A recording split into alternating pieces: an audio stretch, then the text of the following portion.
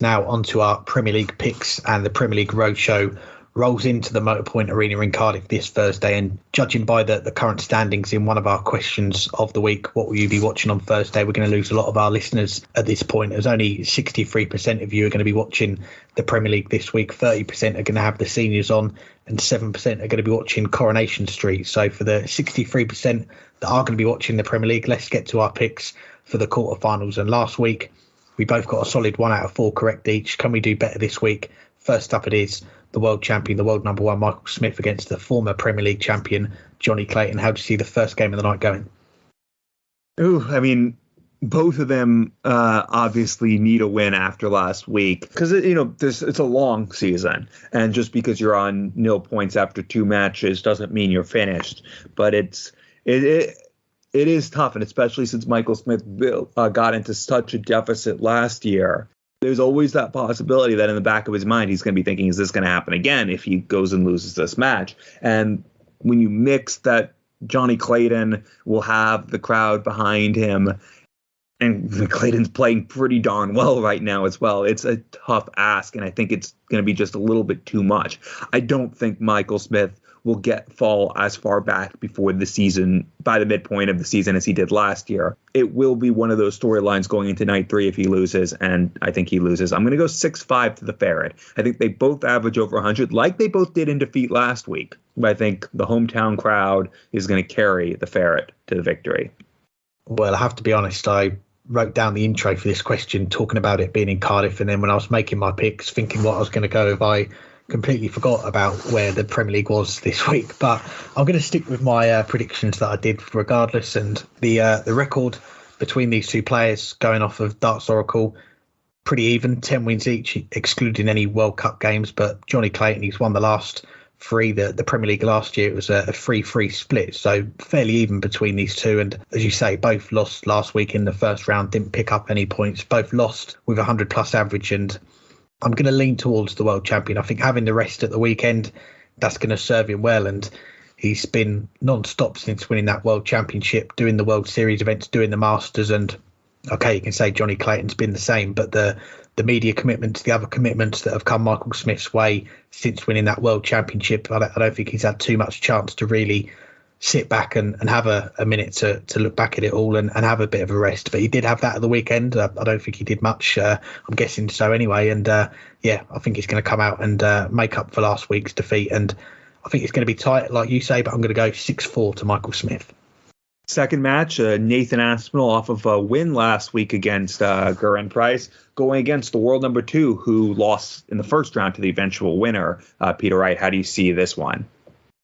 Well, I was having a look at the records again, and Nathan Aspinall, he's got a really good record against Peter Wright. 8 wins from 13 games, and he's won 4 of the last 5. All 4 of their last meetings on TV, Nathan Aspinall has come out on top, and that includes a Premier League semi-final in the playoffs in 2020 and both meetings in 2021 in the Premier League. And continuing that trend of losing with 100 plus averages, Peter Wright, he was the same last week, losing to Chris Dobey with a 103 average in that one. But I want to see a world number 1 versus world number 2 showdown. Not that I'll be watching it unless someone in the Circus Tavern has it on their phone near me. But if my first pick is going to be right, then I've got to go for the same here to get that wish. So I'm going to go same scoreline again, 6-4 to the world number 2. And we are going to get a Michael Smith, Peter Wright game in the semi-finals.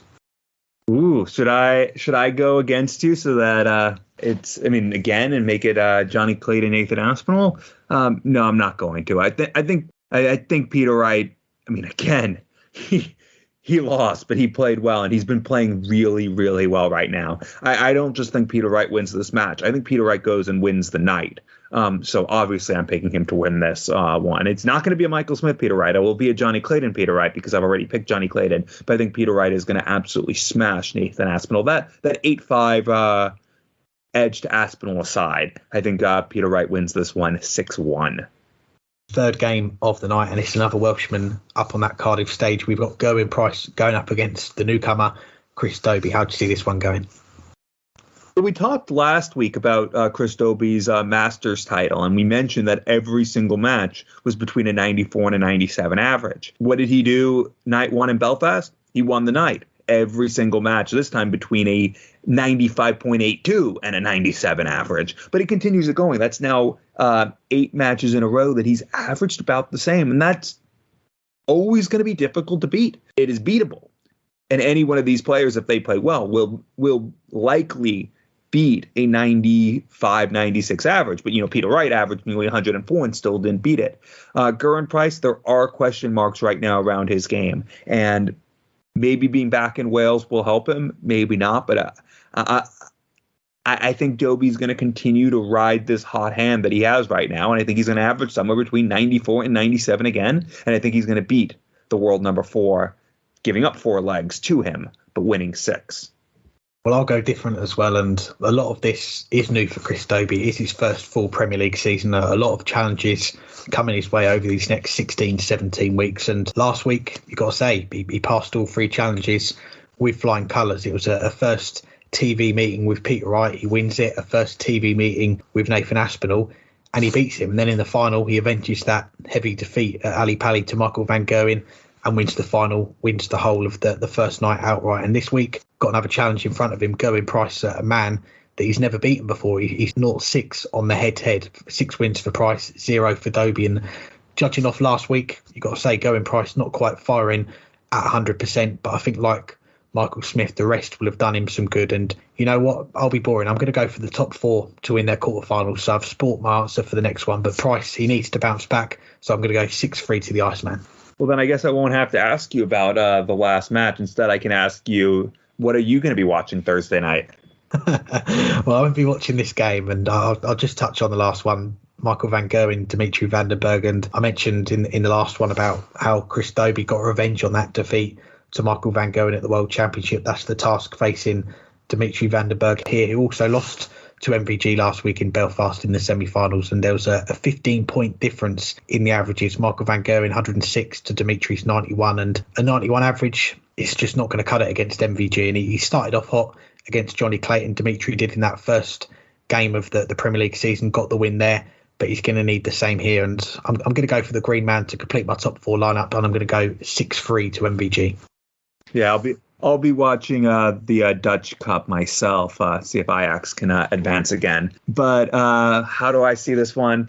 It's a rematch of last week's semifinal where there was 14 points in the averages to Michael van Gerwen. It's a rematch of the Players' Championship last 16 back in November, Players' Championship final last 16, that is, where Michael van Gerwen won it with a mere 13 points in the average. And it's a rematch of the World Championship semifinal. Do you remember who won that one? Oh, yeah. Michael van Gerwen won that one with a mere, I think that was, 11 points in the averages, 12 points in the averages. So they've played a lot recently, and it's not really been all that close. But that doesn't mean anything today. That's the past. This is now. And Dimitri van den Berg is going to pull the upset 6-5. Despite maybe there being a dozen points in the averages again, who knows? But I'm going to go Dimmy to finally turn it around against the Green Machine.